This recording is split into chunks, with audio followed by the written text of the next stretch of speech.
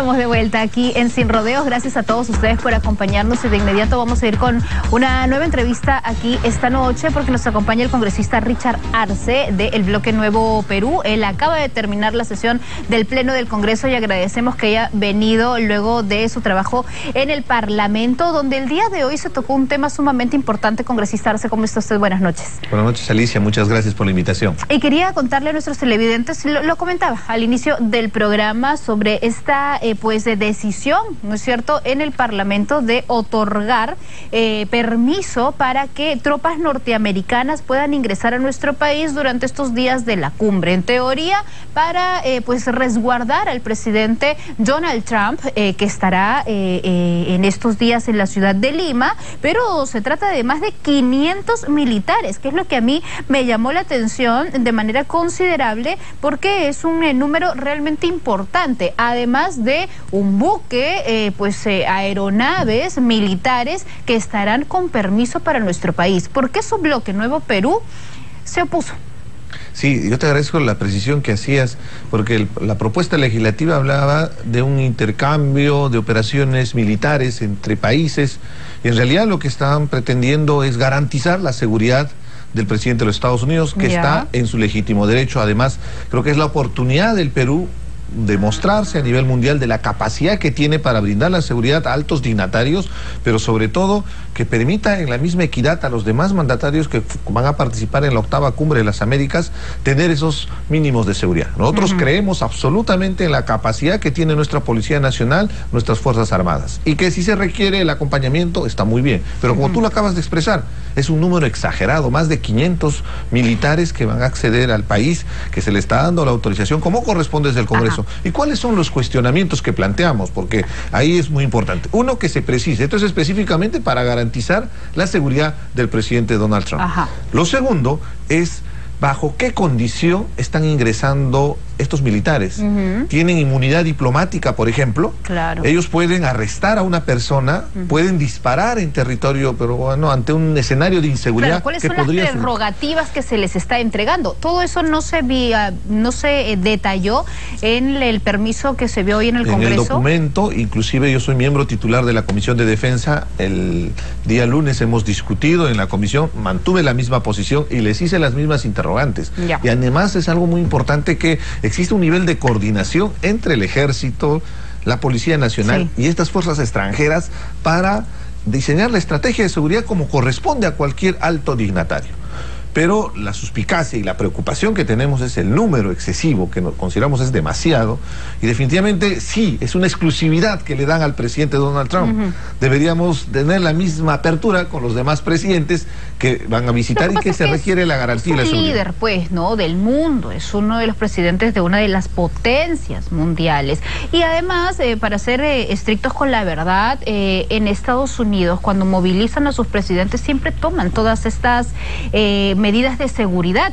Yo recuerdo que cuando vino Barack Obama y yo estuve en mis actividades de cobertura periodística, movilizaron un buque frente al Arcomar, ¿no? Tenían al presidente totalmente rodeado y también se dio permiso para que ingresen norteamericanos de la Fuerza Aérea, de las Fuerzas Especiales, del Ejército, solo para custodiarlo. Entonces, lo que no recuerdo si es que era más de 500. En esta oportunidad, ¿a ustedes les parece un monto exagerado? ¿Qué es lo que les preocupa de que ingresen tantos soldados norteamericanos?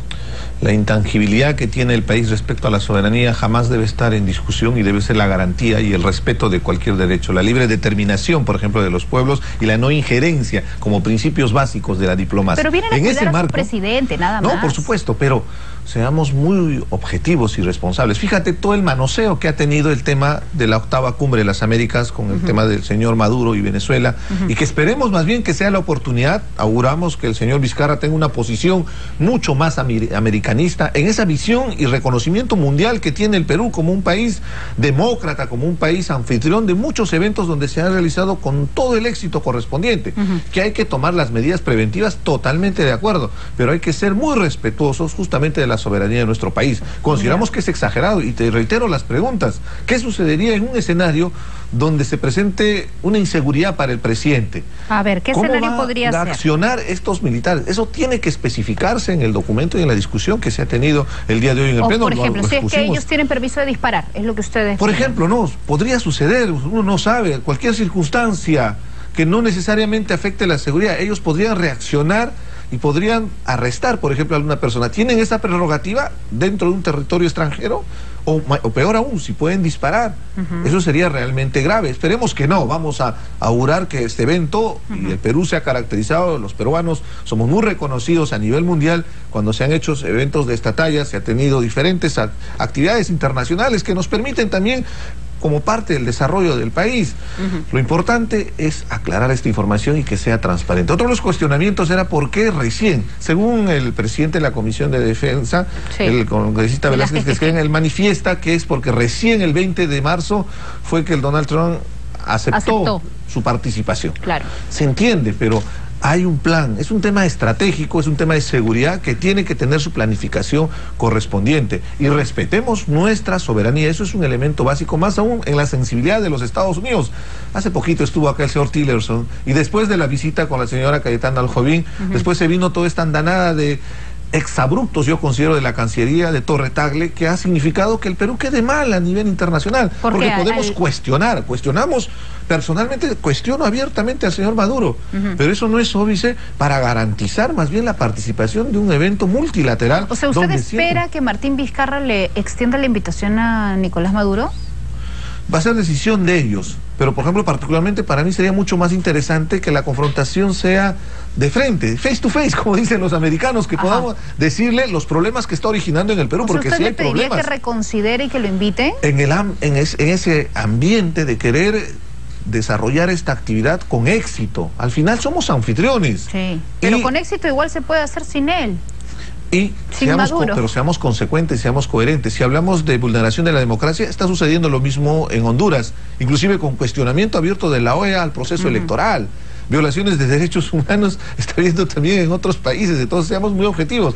Esta semana, el principal promotor de la vacancia de Dilma Rousseff en el Brasil ha sido condenado por corrupción y ya está en la cárcel. O sea, tremendo sinvergüenza. Entonces hay que ser muy objetivos y coherentes. Lo que nos interesa, y recordemos a Raúl Porras Barnechea, que creo que nos representa como imagen de Perú frente a la diplomacia internacional, que es muy importante las relaciones internacionales. Alguien podría cuestionar, pero que nos interesa. Sí nos interesa la imagen que proyectamos como país, más aún después de un contexto también de vacancia que estamos viviendo. Ojo que el canciller peruano, el nuevo canciller, estamos hablando de Néstor Popolicio, ya ha dicho que la decisión es firme.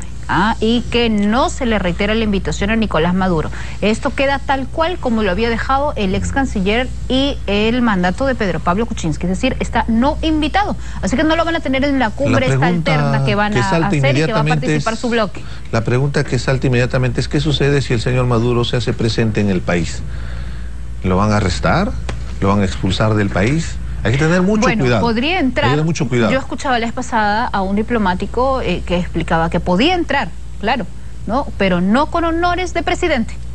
Puede entrar como entran los venezolanos todos los días, pero no recibir honores de presidente. ¿Y usted cree que Nicolás Maduro va a venir y no va a querer tener toda esa prerrogativa, sobre todo como es Nicolás Maduro? No va a estar en la cumbre alterna de los pueblos. Ya están claros ustedes que no lo van a tener. Deberíamos bien cuestionar al presidente Maduro por un tema muy importante que afecta a nuestro país.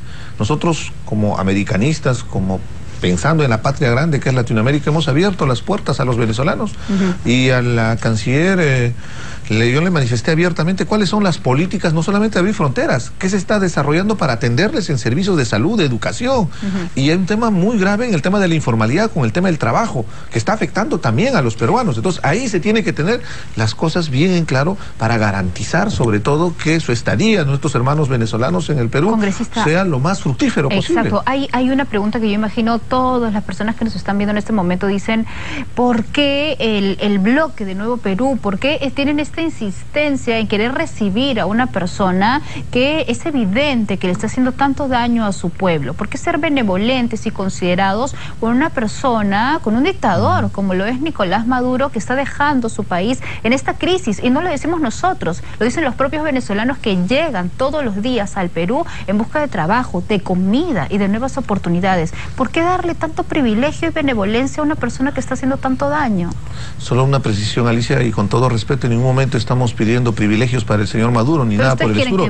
Lo que estoy tratando de promover es que el Perú, como imagen internacional, dé la talla y dé la altura a un evento tan importante como es la cumbre de la octava cumbre que se va a desarrollar. ¿Cree que porque no está Maduro, esta cumbre no va a dar la talla? Claro que sí. Actuemos con objetividad en los parámetros que existe dentro de la diplomacia. Tú sabes que la diplomacia es el espacio donde hay mucha tolerancia.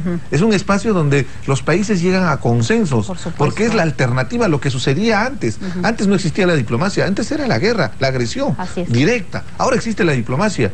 Y cualquier diplomático que nos puede estar viendo va a decir que es el espacio de mayor tolerancia del mundo. Entonces, en ese espacio de tolerancia, busquemos la armonía entre los países. Y eso no es óbice para ser críticos abiertamente a lo que está sucediendo en Venezuela, con violación flagrante a los derechos humanos, con alteración de la democracia, con una elección donde hay un solo partido oficialista, que puede participar otro, pero se ha visto que la oposición no va a participar. Eso no es ninguna elección. Inclusive en la intromisión abierta con la disolución de un parlamento y poniendo otro parlamento de por medio. O sea, ¿de qué estamos hablando? Seamos objetivos. Así sea de izquierda, tenemos que ser críticos en posiciones como la que viene realizando el señor Maduro. Y te doy un detalle más. La constitución de Hugo Chávez, que le ha permitido desarrollar todo este proyecto bolivariano, pretende ser cambiado por el señor Maduro. Entonces, hay contradicciones y es la misma izquierda allá que existen en Venezuela que critican abiertamente a la oposición y no podemos tapar el sol con un dedo. Acá están nuestros hermanos venezolanos sufriendo las consecuencias de un mal gobierno, inclusive que está pretendiendo perennizarse en el poder. Congresista Arce, o ahora usted es del Bloque Nuevo Perú, pero cuando llegó al Congreso eran todos del grupo del Frente Amplio. ¿Conocían a Liliana La Rosa Huertas, que ahora es ministra de Inclusión Social y que ha salido de la luz que era militante de Frente Amplio y que recién ha renunciado ahora nomás en enero de este año, y es la nueva ministra, ¿no? Había pues una participación activa de ella en el Frente Amplio, ¿conoce usted? No tenía mayor conocimiento de su participación. Evidentemente es un partido político donde ha habido la integración de diferentes fuerzas políticas, hagamos esa precisión, porque en realidad el Frente Amplio ha sido una plataforma donde Tierra y Libertad de Marco Arana se junta con diferentes fuerzas políticas progresistas que incluyen el liderazgo de Verónica Mendoza y apuntalamos a pretender ser gobierno en el año 2016 y nos juntamos en esa plataforma que se llamó el Frente Amplio. Y evidentemente por las discrepancias que ya es de público conocimiento, ellos tomaron su decisión y ellos tendrán que responder sobre el tema de las afiliaciones, porque ellos manejan... En este momento, la información precisa del Frente Amplio lo tiene el señor Marco Arana con su organización política, porque ellos manejan el dinero que reciben del Estado, ellos tienen el control absoluto del partido político, entonces no tengo mayor injerencia. ¿Estarán en riesgo los programas sociales? ¿Estarán en riesgo los programas sociales con Liliana La Rosa a la cabeza en un ministerio de inclusión donde justamente se encarga de ello y con este lineamiento a la izquierda que tendría según su filiación política? ¿Cree usted que los programas sociales en nuestro país están en riesgo? Pero no podemos cuestionar la afiliación a la izquierda, al contrario. Si nosotros nos consideramos de izquierda porque creemos en la inclusión social, algo muy importante viendo los altos índices de pobreza, de exclusión que existe en diferentes lugares, sobre todo en zonas rurales. Entonces, nosotros lo que consideramos es que los programas sociales podrían ser un paliativo, pero en realidad lo que necesitamos es una reactivación económica que permita garantizar y generar recursos a través del trabajo de las propias personas. El asistencialismo, vengo yo del mundo de la cooperación, tengo más de 15 años que he venido trabajando en diferentes entidades de cooperación dentro del país y fuera, y la propia experiencia es, no podemos estar regalando dinero, al contrario, generemos espacios para que ellos desarrollen su trabajo, enseñémosle a pescar, no regalemos pescado. Entonces los programas sociales son de asistencia a sectores vulnerables, como por ejemplo pensión 65, personas de la tercera edad en absoluto abandono que requieren un ingreso. En eso estamos totalmente de acuerdo, pero más bien incentivemos actividades económicas como el agro, como el turismo, como la producción, la demanda interna, que permita dinamizar nuestra economía. No estamos creciendo en lo que se estaba proyectando. Eso significa que vamos a tener una recaudación fiscal. La idea es que con este nuevo gabinete pues se pueda reactivar justamente la economía con nuevas medidas que tendrán que adoptar en los próximos días, y tendrá que ir el gabinete a pedir su voto de confianza. ¿Cuál es la posición del Bloque Nuevo Perú? En principio, nosotros creemos que es muy importante darle el optimismo al país. Hay que recuperar la confianza del país. Hay cuestionamientos a los ministros que han juramentado, pero vamos a darles la oportunidad de que puedan sustentar, porque para nosotros más que las personas son las políticas públicas que se deben presentar a la población, como lo que te estaba mencionando en la reactivación económica. Nos César interesa Villanueva escuchar. ha dicho que va a conversar con todos. Es una ventaja el tema de que César Villanueva venga de una experiencia previa como es el gobierno regional, de la misma manera el señor Vizcarra. Eso les ayuda a contextualizarse y ubicarse de cómo los gobiernos subnacionales sufren en la relación que tienen con el Ejecutivo. Prácticamente mendigan presupuestos y están a la discreción del gobierno central a la hora de recibir beneficios para sus regiones. En ese aspecto yo entiendo que va a haber una mejor atención a las regiones, que es muy importante por la postergación y la gestación de conflictos sociales. Ojo con ese detalle. No se ha solucionado el problema con la vacancia de Pedro Pablo Kuczynski. Acá estuvimos discutiendo hace varias semanas y decíamos, ¿y qué va a pasar después? Para nosotros no se soluciona el tema. El problema es mucho más complejo y, por ejemplo, abordar la lucha contra la corrupción debería ser la gran bandera, y por ahí pasa el tema del Ministerio de Justicia. Yo recuerdo... Y por eso exigíamos que sea una persona que no tenga ningún atisbo de compromiso con actos de corrupción o amistades. ¿Y por eso en este les preocupa entonces Salvador Heresia en esa cartera? Sí, por la relación de amistad que tiene con este señor Curi, que ya está en prisión, el señor Félix Moreno, que está siendo investigado. O sea, lo que necesita el Perú es un nivel de compromiso de las autoridades, pero con una trayectoria que no le permita manchar. Pero a ver, veamos la independencia de poderes, públicas, ¿no? Veamos la independencia de poderes. Una cosa es los procedimientos y los procesos que tienen estas personas que usted menciona en el Poder Judicial, y otra cosa es la labor del Ministerio de Justicia en la lucha anticorrupción, por ejemplo. Entonces, ¿cree usted que podría de alguna manera Salvador Heresia, desde este punto, como nuevo ministro, influenciar para beneficiar a sus amigos o ex amigos? Esperemos que no, esperemos que no, estaremos vigilantes, pero recordemos bien que, por ejemplo, la labor del Ministerio de Justicia es el tema de la extradición. En el caso del señor Alejandro Toledo. Entonces, si estamos al lado de la lucha contra la corrupción, ¿de qué manera se va a efectivizar ese procedimiento para sancionar con todo el peso de la ley a los corruptos? Porque la población está cansada, está hastiada con la clase política tradicional. De la lucha anticorrupción, congresista Arce, para cerrar la entrevista, ¿cree que en la Comisión de Ética todos deben ser investigados, inclusive Mamani? Ah, por supuesto que sí. Porque ha sido excluido, solamente son los tres. Ese nivel de relacionamiento amical que tuvo con el señor Yufra en la conversación, en el diálogo, es inclusive en un lenguaje de jerga y en un nivel de confianza tal que no es de una relación de corto plazo, eso viene de una relación mucho más anterior. La forma y la amicalidad, la broma o la forma como se trataban, significa que había una relación de mucho tiempo. Hay un ¿Qué tipo de blindaje, beneficios entonces, habrá? de fuerza popular para Mamani? Para nosotros, que se investigue a todos. Y no solamente Mamani, hay otros 2, 3 congresistas que también no aparecen ahora en la foto, pero que supuestamente han estado en ese diálogo. Queremos saber qué ministros se han involucrado en este negociado para poder conseguir votos y qué beneficios se han obtenido en desmedro de las poblaciones, porque acá estaban traficando con proyectos y es una vergüenza para nuestro país que se haya llegado a ese extremo. Y bueno, ya estamos en los segundos finales del programa, pero quiero terminar con congresista Arce preguntándole qué piensa usted de las declaraciones del parlamentario Rogelio Tucto, del Frente Amplio, no es de su bloque, es del Frente Amplio, pero él dijo que se debería indultar a Abimael Guzmán para considerar y para llegar a una reconciliación nacional, ¿no? Entonces, ¿es viable, es oportuno escuchar a un padre de la patria que diga esto? De ninguna manera. Para mí me causa mucha molestia lo expresado. personas que no creen en la democracia, que han petardeado nuestro sistema democrático, que han atentado. Yo vengo de Andahuaylas, una zona vulnerable que ha sufrido la violencia terrorista de Sendero Luminoso, pero también de un terrorismo de Estado por algunos malos militares.